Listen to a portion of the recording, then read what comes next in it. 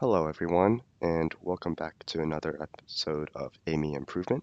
Today we're going to be talking about mods. So, modular arithmetic. So for those of you who aren't familiar with this, essentially it's an idea of dealing with remainders when we divide by something. So let's take 7 mod 3 as an example. So since 7 divided by 3, right? 7 divided by 3 is equal to 2, and like when we do 7 divided by 3, we get 2 with a remainder of 1. Because this 1 is a remainder, we say that 7 is congruent to 1 mod 3. And so the idea here is like we can say things like, okay, well, 10 over 3 is also, well, in this case, it's not 2 remainder 1, it's 3 remainder 1.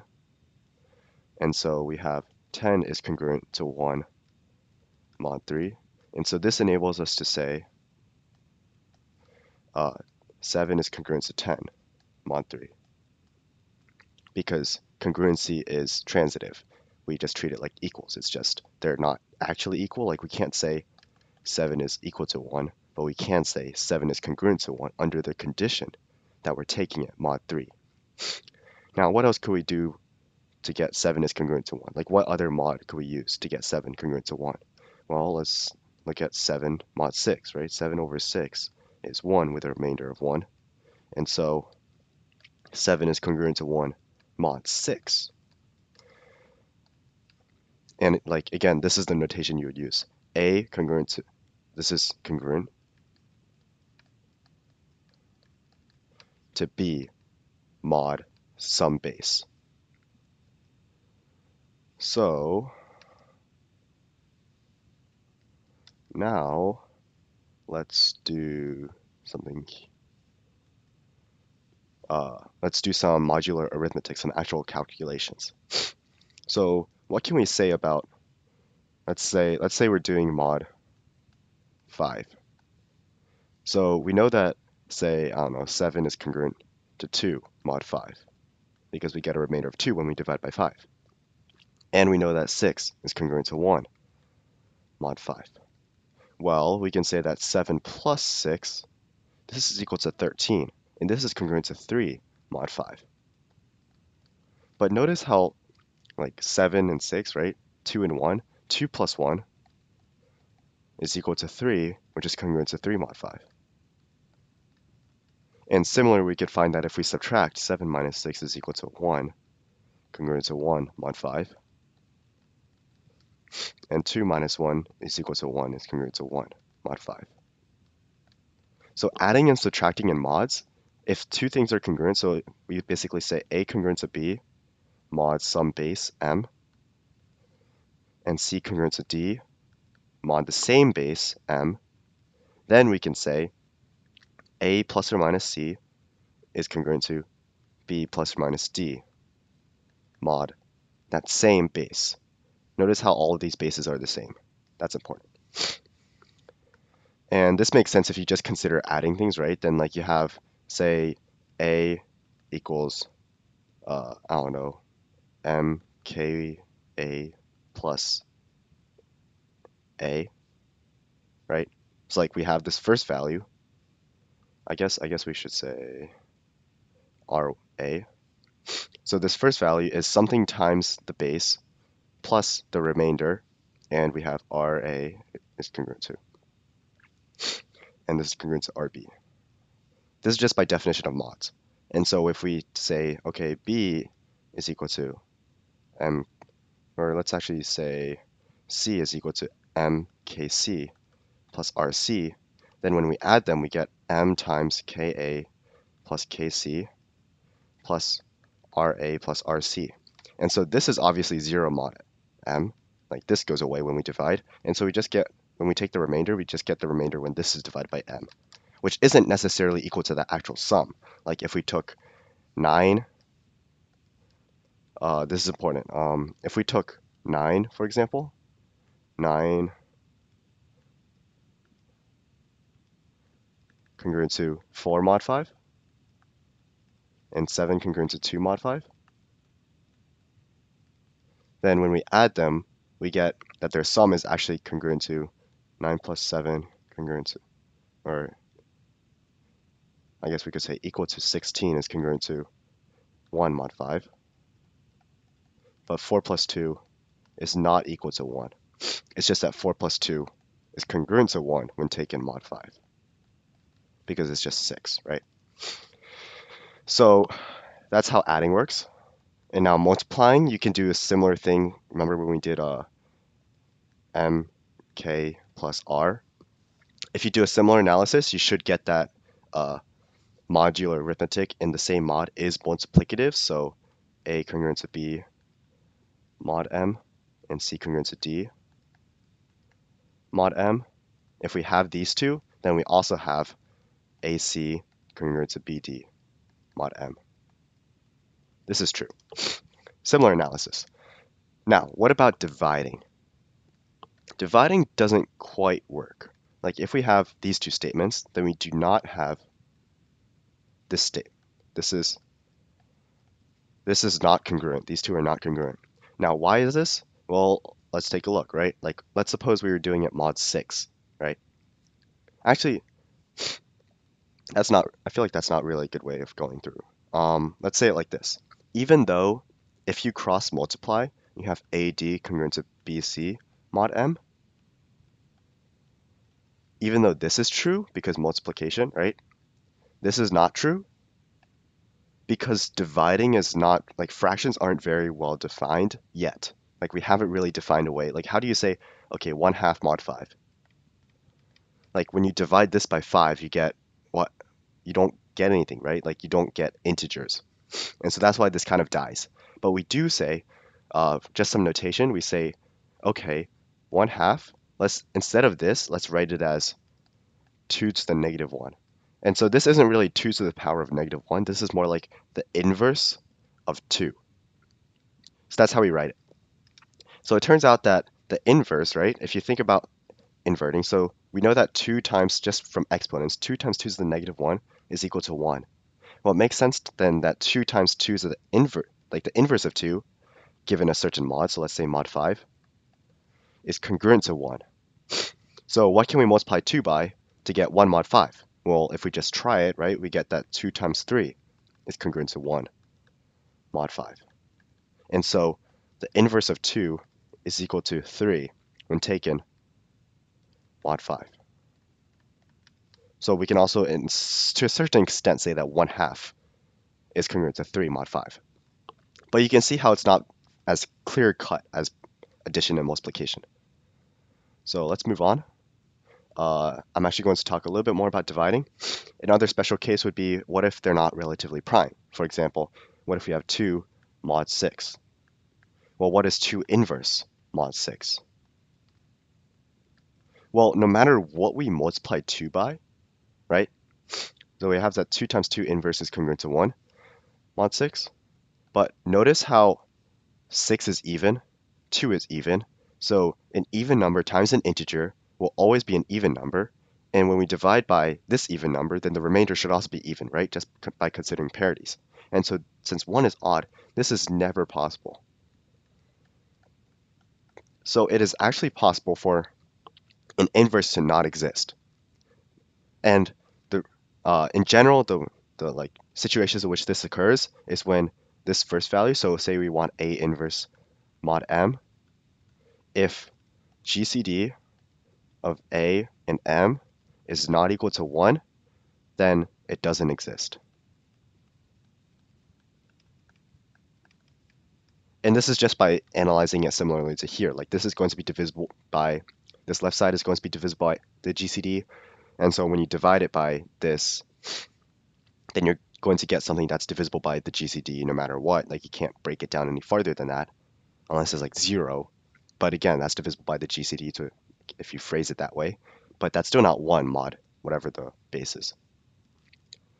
Assuming, well, yeah, even if M equals 1, then the GCD is still equal to 1. And so you don't get that issue. So does that make sense? That should make more sense. So that's how dividing works. Um, and now in the handout, there's actually some more stuff about like Wilson's theorem, Fermat's little theorem. Uh, I think those we can leave off for now, and let's just start going into like some basic ideas about the problem. So this first one is very common among uh, this is very common among mod problems. A lot of times you want to take advantage of the fact that uh, if say let's say uh, 2 to some power mod 10, which is essentially saying the last digit of 2 to that power, well, we have 2 to the 1 is 2, 2 squared is 4, 2 cubed is 8, 2 to the 4 is 16, which gives a last digit of 6. So let's write it like this. And 2 to the 5th is 32, which ends with 2 again. Now from here, since these two are congruent, then we can say 2 to the 6th equals 2 to the 5th times 2, which is congruent to 2 times 2, because multiplicative, right? And so we go back to 4, and so we end up getting this sequence with a period of 4.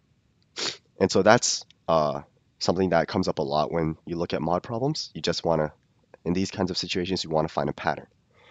Now let's take a look at this problem. So we have 2 to the 2150 divided by 1001. Well, we don't want to find a pattern like that. It's not like 2 to some power is very cleanly like, I don't know, 1 mod 1001. Like you can find it, but it's going to take you a while. So instead we say, okay, 1001 is equal to 9, sorry, it's not 9, it's 7 times 11 times 13, right? If you just compute this, it works. And so we say, well, first we find 2 to the 2150 mod 7, 2 to the 2150 mod 11, and 2 to the 2150 mod 13, break it down into its individual components, and then we find each of these, so say it's like 1, 1, 1, well then we know it's going to be 1 mod 1001. And you can show this with the Chinese remainder theorem, which again is in the handout, but intuitively it should make sense since 7, 11, and 13, they're all relatively prime to each other. And so, and their product is 1001. So if we do them individually, we should be able to find out of the 1001 different remainders we could get, there has to be one of them that satisfies any particular combination of these three. So let's do the computation now. Sorry. So when we do the computation, we end up getting, if you could do with Fermat's little theorem, the fact that, say, 2 to the 7 minus 1 is congruent to 1 mod 7, and this cleans it up a lot, because then 2 to the 6 is congruent to 1 mod 7. So it cycles every 6, and so we just say 2150 is congruent to 0 mod 6. No, that's not right. 35. All right, 50 is congruent to 2 mod 6. And 2150. And so when we do the same thing with 11, 2 to the 11 minus 1 is congruent to 1 mod 7, 11. And so 2150 is congruent to 0 mod 10. And 2150 similarly is congruent to, when you divide this by 12, you get 95 minus 10. So 2 mod 12. And so 2 to the 2150 is 4 mod 7, 1, no, not 1. This would actually, you have to write this as 10 mod 10. And so it'd be 1024 over 11, which is, let's see, 34. So, oh, it is 1 mod 11. Yeah, because 11 is odd. Yeah, never mind. And it would also be 4 mod 13. And so since it's 4 mod 7 and 4 mod 13, then it has to be 4 mod 91, which is 7 times 13, right? And we need it to also be 1 mod 11. And so at this point, we can just say, okay, it's not 4, it's not 95. Is it 186? No, that's -1. This is -1. And so each time we're adding 3. So we should go to 2, 5, 8, 11. 2, 5, 8, 11. So you should go up 4 more times. So that's plus 364. 0, 1, 5, 1, 5. 550 is 0 mod 11. And then we go up another 4 times. So we get 914. And if you check this, yeah, this satisfies both. So this means that it has to be 914 mod 1001, and that's our answer. So essentially, this last part was just saying, okay, we start off with 4 mod 11, and then since 91 is congruent to 3 mod 11, then each time we add 3, so we go 4, 7, 10, and then we go back to 2, 5, 8, 0, 3, 6, 9, 1. And this is the one we want, and it's 1, 0, 1, 2, 3, 4, 5, 6, 7, 8, 9, 10. So it's just 91 times 10 plus 4. So again, we use the fact that mods are like they go in a pattern. We use it a lot. We use it here for each individual part. We use it here to put it all together, and then we finish it off. We show that this has to be the case with the Chinese remainder theorem.